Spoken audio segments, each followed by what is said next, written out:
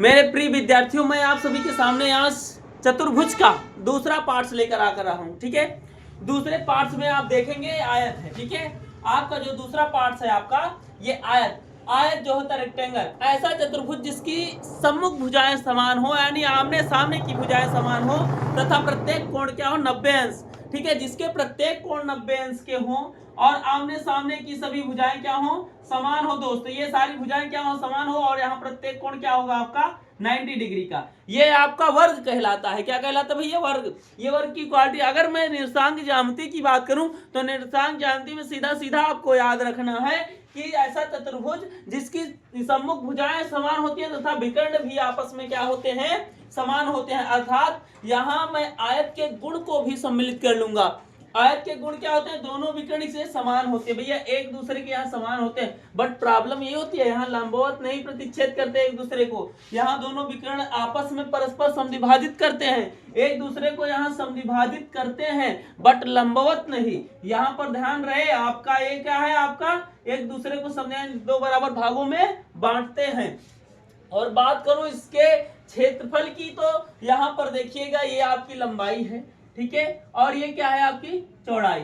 यहाँ पर लंबाई और चौड़ाई है, तो लंबाई आयत की लंबाई जो आयत के क्षेत्रफल के लिए सूत्र जो होता है लंबाई गुणे चौड़ाई, इसको L इंटू ब्रीथ लिखते हैं। ठीक है, L इंटू बी। L से लेंथ होता है, B से ब्रीथ है आपकी। ठीक है, L से लेंथ है।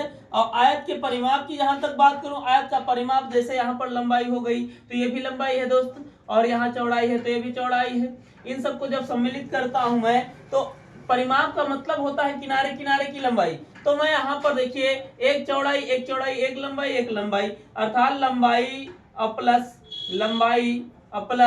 चौड़ाई प्लस चौड़ाई, इन सबको जोड़ता हूं तो 2 लंबाई हो गई आपकी। ठीक है, और प्लस यहाँ पर 2 चौड़ाई हो गई, यानी जब जोड़ूंगा तो यहाँ ऐसे हो जाएंगे, अर्थात यहाँ 2 इंटू ब्रैकेट 2 कॉमन ले लेंगे तो लंबाई बचेगा और प्लस चौड़ाई।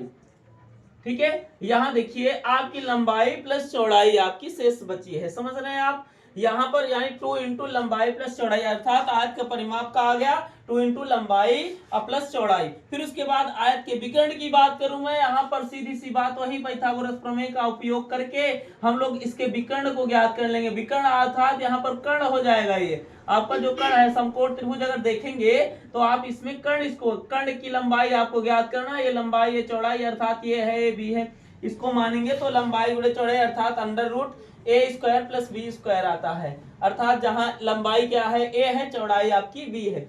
इस तरीके से आप इस चतुर्भुज में पूरी चीज जान जाएंगे। और नेक्स्ट पार्ट हमारा रहेगा जो वो रहेगा आपका समांतर चतुर्भुज रहेगा दोस्तों।